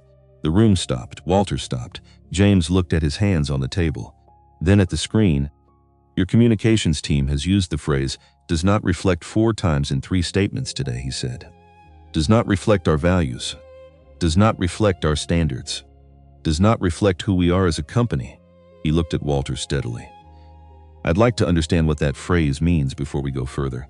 Walter hesitated. It means you're trying to make this an exception, James said. Something your employees did that Paramount didn't sanction. An aberration. Isolated. Regrettable but contained. He opened the blue folder. I want to show you something before we use that word again. He slid 3 pages across the table toward Frank. Frank looked down at them. 4 other passengers, James said. Same gate agent. 14 months. Same override reason entered in the system on each occasion: aircraft adjustment or equipment change. No corresponding record in the maintenance logs. No flag in the Apex relay configuration mirror. No documentation of any actual equipment change on any of those 5 dates. He let that settle. Nina Bassett at your Dallas Operations Center found these records this morning. Owen Price confirmed the Apex relay logs. The override reason was falsified. Every time, the room was very quiet. Walter looked at Frank. Frank looked at the pages on the table. He did not look up. This, James said, is what your phrase reflects. Nobody moved for a moment. The senior attorney across the table had gone very still in the specific way of lawyers who are rapidly revising their understanding of a situation's exposure. The communications director had stopped typing. The regional VP at the end stared at the table surface with the focused intensity of someone trying to be invisible. Walter said, "How did you?" "Your own records," Owen said through the phone. "Clean and direct. No preamble. Standard read access provision in the service agreement. We've always had it. We verified against your internal logs and the Apex system mirror. The pattern is documented across 5 incidents spanning 14 months. Walter looked at his attorneys. The senior partner gave a small, careful nod that communicated several things simultaneously, none of them comfortable. Additionally, Owen continued, Claire Holt, a flight attendant on PA Flight 91, submitted a cabin service log this morning documenting the boarding irregularity at Gate B9. It's a standard internal Paramount document mandatory, filing for any deviation from standard boarding procedure. A pause that had something deliberate in it. Her direct supervisor, Ray Donovan. Counter signed it at 8:11 a.m., 23 minutes after the flight pushed back, before the story broke, before he knew who James was. The regional VP exhaled slowly at the end of the table, because that was the piece that sealed it. Ray Donovan had confirmed, in a mandatory internal document with his own signature, that the boarding process on PA Flight 91 had contained a documented irregularity. He had done this as a matter of routine procedure, before the news story, before the name James Caldwell appeared in any headline, when he still believed the morning was over and handled and unremarkable. The document existed, the signature existed, the timestamp existed, and it said, in the language of Paramount Atlantic's own internal record-keeping system, that something had gone wrong. James looked at Walter on the screen. "I have 4 conditions," he said. Walter said nothing, which was the correct response. James did not look at a paper. He had not written these down tonight. He had been writing them, in one form or another, for a long time, since the first boardroom, where an assistant pointed him toward the service entrance. Since the first hotel lobby where the concierge stepped around him to greet the couple behind him. Since the first meeting where he had to sign the documents, before the people across the table understood who they were dealing with and the way their expressions changed in that moment, and what that change confirmed about everything that had preceded it. He had been writing these conditions for years. He just hadn't had the right room to say them in until now. 1, he said. Helen Carter and Ray Donovan are terminated, not transferred to a different gate or a different station, not quietly retrained and returned to duty. Terminated, he held Walter's gaze on the screen. The reason is documented in their personnel files with specificity. Discriminatory conduct in the exercise of gate authority, falsification of override records, abuse of the reassignment process, those words. In the file, the communications director flinched. A small movement. James noticed and continued. 2. You, Walter, issue a public statement within 90 minutes of signing these agreements. Not from the communications department, not through a spokesperson. You on camera speaking directly, a pause, and the statement uses the correct language. Not service failure, not procedural irregularity, not we fell short of our standards. He looked at the screen steadily, racial bias, wrongful downgrade, abuse of authority. The words that describe what happened, used in the sequence that describes it. Walter's jaw tightened. 3. Paramount Atlantic funds a $55 million passenger dignity initiative over the next 10 years. Structured as follows. Independent Oversight Board, not internal, not appointed by Paramount. External and operationally independent. Annual public reporting, publicly accessible, not buried in a corporate responsibility document. Mandatory anti-bias certification for every employee with direct passenger contact gate agents, flight attendants, supervisors, and captains. Annual recertification. Not a one-time training. Every year, the senior attorney opened his mouth. James looked at him. The attorney closed it. 4. James looked at Frank now. Just Frank. Because this condition was, in a specific way, for him. Claire Holt completes her probationary review with a passing assessment. She keeps her position. She faces no retaliation, formal, informal, or the kind that doesn't have a name but everyone in a workplace knows how to deliver. He paused. Paramount establishes a formal reporting mechanism for cabin crew to document boarding irregularities without fear of consequence. Because she did the right thing when nobody asked her to, and when doing nothing would have been considerably easier and safer. Silence, the long kind. The kind that a room settles into when it is in the process of deciding what it is. Walter leaned back from the camera, not dismissively, more like a man who needed a centimeter of distance to process what he'd just heard. You're asking me, Walter said, to publicly humiliate my own company? James looked at the screen without expression. Your company did that at gate B9 at 7:47 this morning, he said. I'm asking you to tell the truth about it. Walter looked at his attorneys. The senior partner and the London solicitor exchanged a glance that communicated without words the full legal reality of the situation. The 5 files. The falsified override records. Ray Donovan's countersignature. The Apex relay authorization timestamps. The pattern of complaint closures. Every closed file that had been closed, not because the evidence was insufficient, but because looking at it was inconvenient. A jury would see all of it. A jury would see the pattern across 14 months and would do what people do. When a pattern is presented clearly and completely, they would decide what it meant, and they would not be persuaded by the word irregularity. The math was not complicated. What it was uncomfortable. Which is different? Walter. Frank's voice was quiet, the voice of a man who had been carrying something all day and had decided, in this room, at this hour, to put it down. I want to say something. Walter looked at him on the secondary screen feed. Frank looked at the table for a moment, then at James. Then, back at the screen. 14 months ago, he said, I sat in a conference room on the 31st floor and listened to a presentation from our HR team about unconscious bias in passenger-facing roles. They had data, industry studies, our own complaint patterns. He stopped. They asked for budget to implement mandatory training.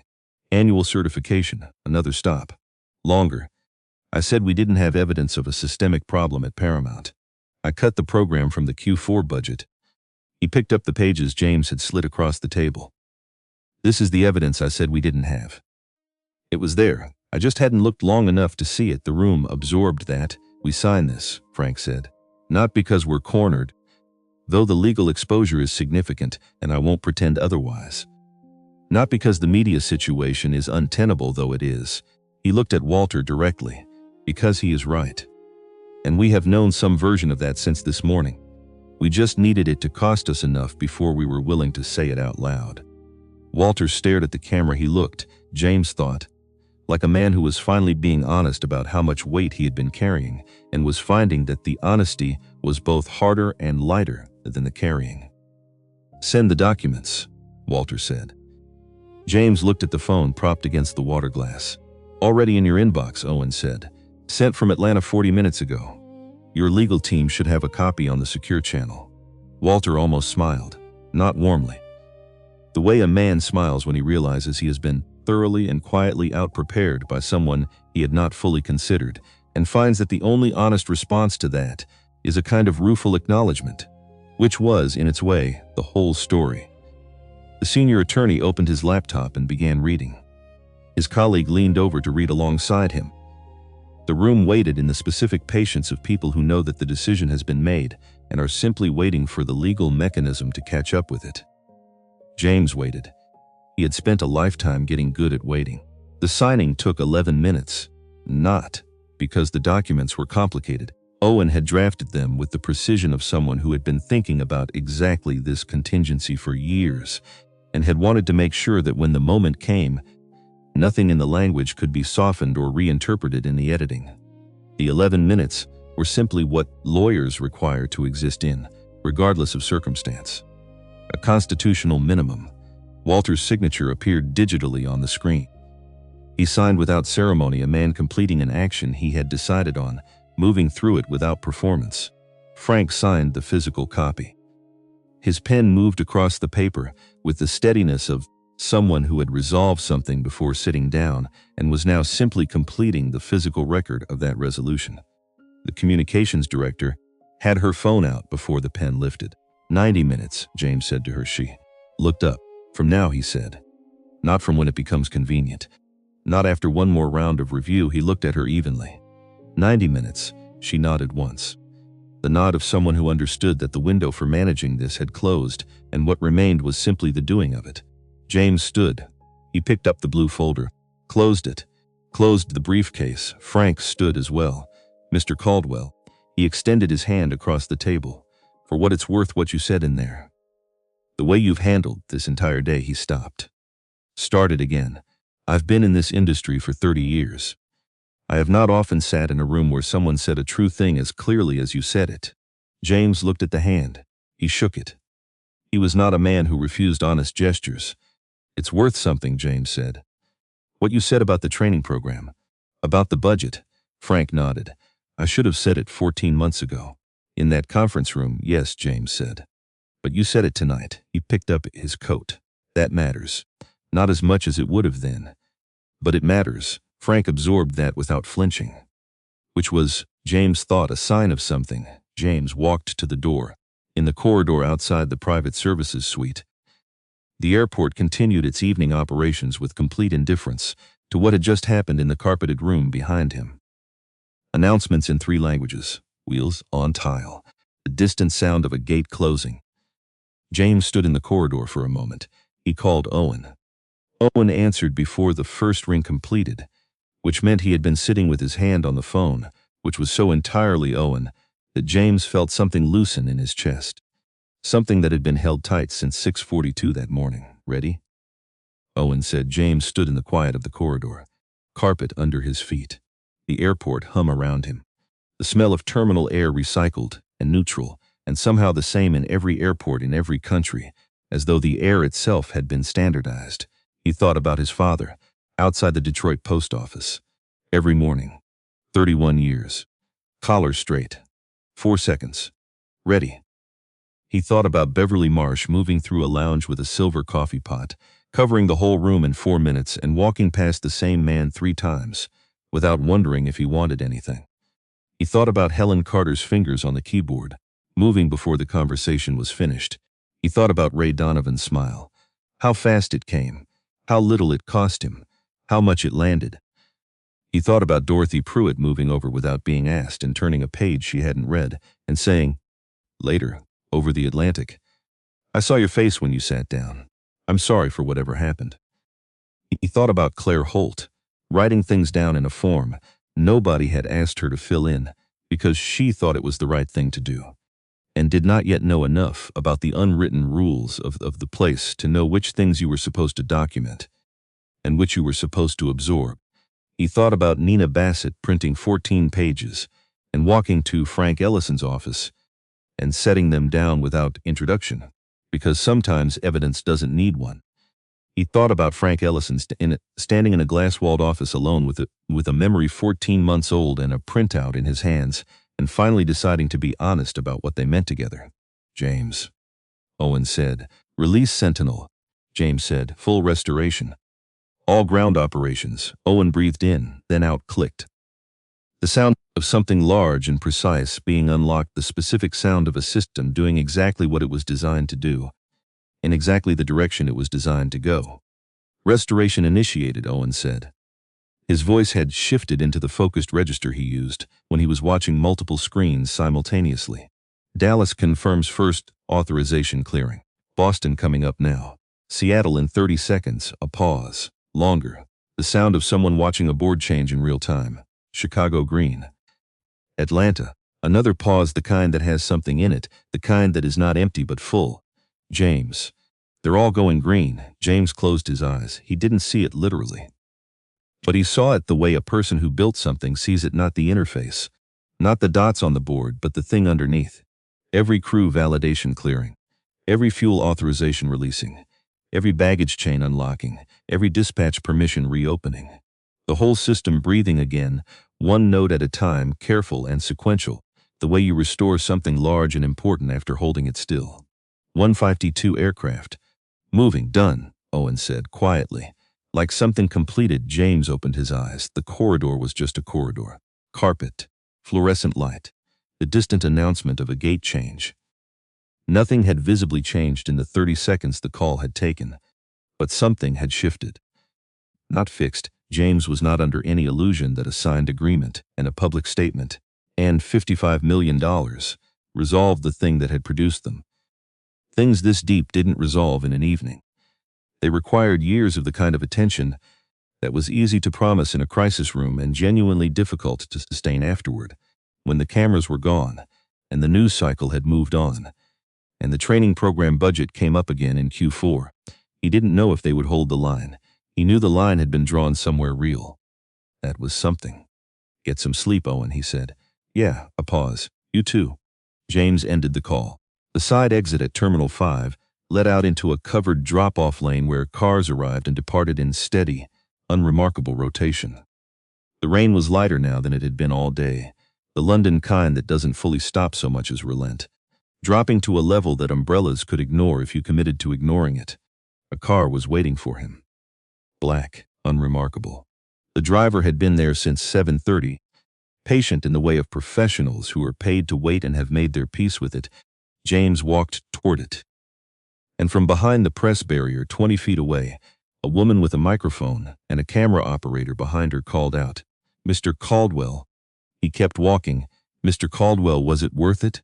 He stopped, not because the question required an answer, not because he owed anyone at a press barrier an answer at 8:52 in the evening after the day he'd had. He stopped because the question was the right one. He turned slightly, not enough to face the camera directly, enough to be heard. Was it worth it? The 9 hours in 24B. The window he could barely see through. The armrests that belonged to someone else. Dorothy Pruitt turning pages she wasn't reading, and a businessman in row 20 reporting on a freeze he didn't understand, and Ray Donovan reading an article about himself in a galley with spotty Wi-Fi, and the specific, sustained discomfort of spending 8 hours in a space designed to communicate that you did not belong in the space above the curtain. Was it worth it? He thought about his father, who had driven the streets of Detroit in every season for 31 years, who had known every house on his route and every name at every door and every dog that was going to come off every porch, who had never missed a delivery in 3 decades of early mornings and cold starts and routes that didn't get easier just because you'd run them 100 times, who had come home and set his coat down and asked what was for dinner, who had never, not once, accepted the idea that the work he did was worth less because of who he was when he did it, who had said, "Don't ask for their respect. Make them answer for the lack of it," who had given James this briefcase.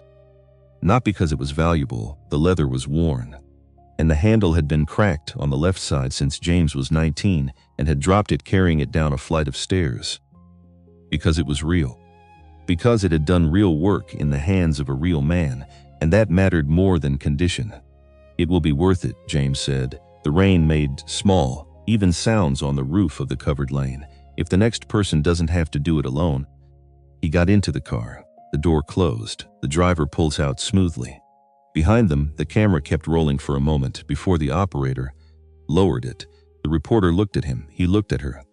Neither of them said anything, because some sentences closed the space around them. Some sentences are simply true, and the truest ones don't need to be discussed. They just need to be said in a place where they can be heard. In his Atlanta office, Owen Price watched the board go fully green.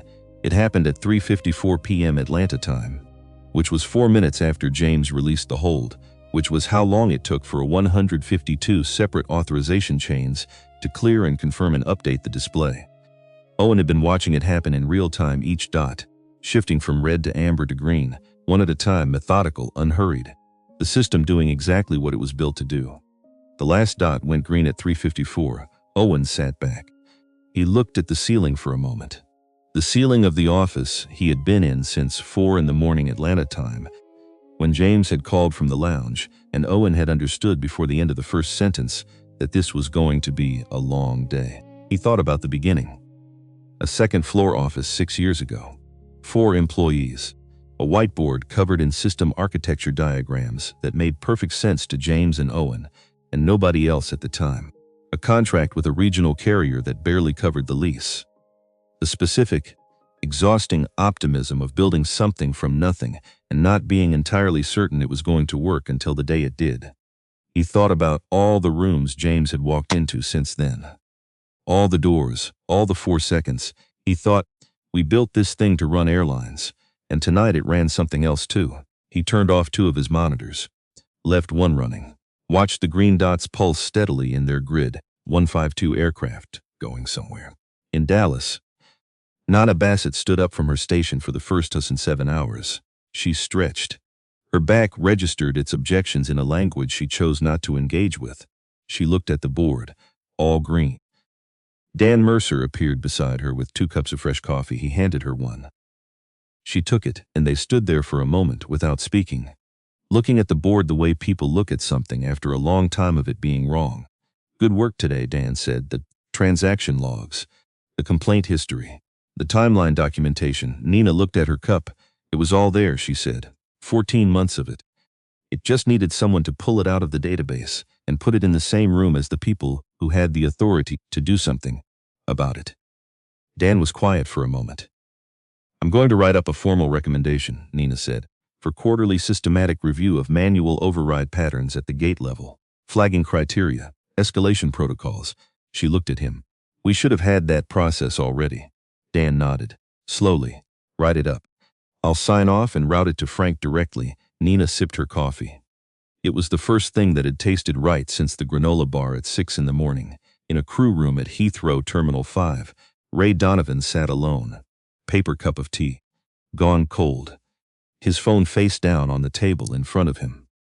He had stopped looking at it an hour ago, not because the articles were inaccurate, but because they were accurate, and he had read them enough times to have them. He sat with it, the thing he had been working toward all day, not a verdict. He wasn't trying to render a verdict on himself. That felt like the wrong frame, too final, too clean. More like understanding, the slow, uncomfortable process of understanding something you had been doing for a long time without knowing you were doing it. He hadn't asked a question at gate B9. He had not asked, is this override legitimate? He had not asked, why is a man with a confirmed first-class boarding pass being moved to economy? He had not asked, what happened here? And who is this person? What does he need? He had looked. He had decided. He had smiled in 3 seconds. Without a question, and he had called it handling the situation. Ray looked at his hands on the table. The termination letter was still on his phone, face down. He had read it twice, and then put the phone down. He did not feel sitting here, in this crew room, with this cold tea, that the termination was unjust. That was the thing he had arrived at over the course of the afternoon, and it was not a comfortable place to arrive, but it was honest. What he felt was the specific weight of a person beginning to understand the shape of something they had been a part of for a long time, without examining it. He thought, I am going to have to figure out who I was before today, before I can figure out who I want to be after it. And that was going to require more than a crew room and a cold cup of tea. It should require more. Some things should cost more than one bad day. At 8:47 p.m. London time, Walter Greer sat in front of a camera in a room 2 corridors away from where James had been 40 minutes earlier. The communications director sat to his left. A teleprompter stood to his right with the prepared statement on it. A statement that had gone through 4 drafts during the flight from New York and had been revised twice more in the car from the airport, and was still, in Walter's assessment, not quite right. He read it on the screen. He crossed out 2 sentences with a pen. He added 3 of his own in the margins. He looked into the camera, and he said the words, not the managed words, not the strategic words, not the words that a crisis communications team produces after extensive consultation to satisfy the news cycle, while revealing as little liability as possible. The other words, at gate B9 at JFK this morning, at 7:47 a.m., employees of Paramount Atlantic Airways treated Mr. James Caldwell through the lens of racial bias. They reassigned his confirmed first-class seat without legitimate cause. They used the authority their positions gave them in a way that was discriminatory. They failed him? He paused. Let that sit. They failed him in a way that our training should have prevented, in a way that our culture allowed, in a way that, as we have learned today, was not an isolated incident. Longer pause. Walter looked directly into the lens. I am sorry, not in the language of legal liability, in the language of responsibility. We did this. This company, under my leadership, allowed conditions to exist in which this was possible, and then failed to address the evidence that it was happening. He looked down at his notes for a moment, then back up. We are going to spend the next 10 years making it harder for this to happen again. Independent oversight, annual public reporting, mandatory certification, renewed every year, for every person who interacts with our passengers. Starting now. He paused again. And to Mr. Caldwell, you were owed better than what you received from the moment you walked into our lounge this morning. Not because of your company, not because of your position, because you are a person. That should have been sufficient. It always should have been. The camera kept rolling for 3 seconds after he finished. Then the operator lowered it. Walter sat for a moment in the silence of a man who has said a true thing in public and is now living in the 30 seconds after it. He thought, I don't know if this fixes anything, he thought, but it's real now. Said out loud. On record. In a way that can be held to. He picked up his phone and called Frank. It's done, he said. I know. Frank said. I watched a pause. Go get some sleep, Walter. Yeah, Walter said. You too. In a hotel room in London, James Caldwell watched the statement go live. Laptop open on the desk. Coat hung up, shoes off the briefcase on the desk beside the laptop where it always was wherever he was. His father's old thing. Brown leather. Handle cracked on the left side from 31 years of a different man's hands before it became his. He watched Walter Greer say the words. He listened to each one. He did not feel triumphant. Triumph was the wrong register for this, too loud, too final, too much like an ending, when what this actually was a beginning of something that was going to require sustained attention from a lot of people over a long period of time. He felt something quieter, something that didn't have a simple name, the feeling of having carried something at a specific cost for a long time and finding a place to set it down that was real, not a temporary surface, not a polite gesture, a real place, documented, signed, said out loud in a room and then on a screen and now in the record, not fixed, not finished, real. He called his mother. She answered on the 3rd ring, which meant she had been awake and close to the phone, but did not want to seem like she had been waiting, which was so entirely her that James felt something warm move through his chest. Hey, baby, she said. He was 43 years old. She had been calling him that since he was 3. He had stopped finding it anything other than exactly right, somewhere around 30. Hey, Mom, I saw the news. Her voice was careful in the way of a woman who has learned, over a long life, that news is rarely the whole story, and the whole story is usually what matters. Are you okay? Yeah, he said, I'm okay. Your father, she said. And stopped. James waited. He would have been proud, she said finally. Not of the... She paused, finding the right words. Not of the result. Of how you did it. That you stayed yourself through the whole thing. That you didn't become something else to fight it. James looked at the briefcase, the worn corners, the cracked handle. 31 years of Detroit winters in that leather. 31 years of 6 a.m. starts, and every house on the route and every name at every door. I had help, he said. You always do, his mother said. That's the other thing he knew. James sat with that. Get some rest, she said. I will. Call me tomorrow. I will. And eat something before you sleep. Whatever they have there, Mom. I'm completely serious, James. Good night, Mom, she laughed. Small and warm and entirely real. Good night, baby. He closed the laptop. He looked at the briefcase for a long moment. He thought, Dad, he thought. I set it down somewhere real today. He thought, I don't know what happens next. I don't know if they hold the line when the cameras are gone and the news cycle has moved on and the Q4 budget comes around again. I don't know if the training happens, really happens, in the way that changes what a person does in 3 seconds at a gate at 6 in the morning when nobody important is watching. I don't know. But it's documented now, named, said out loud in the right room with the right people. That is not nothing. That is not everything, but it is not nothing. He lay back on the hotel bed, still dressed except for the coat and the shoes. The way you end up when you've been running on a very specific fuel, the cold, quiet, focused fuel of a decision you made and carried all the way to its destination, and your body decides, now, that it has held itself upright for long enough. He looked at the ceiling. He thought about seat 24B, the buckle that clicked like something closing, the window he could barely see through. Dorothy Pruitt not reading her book, and how, from that seat, that specific, deliberate, entirely deniable seat, he had done the only thing that made sense.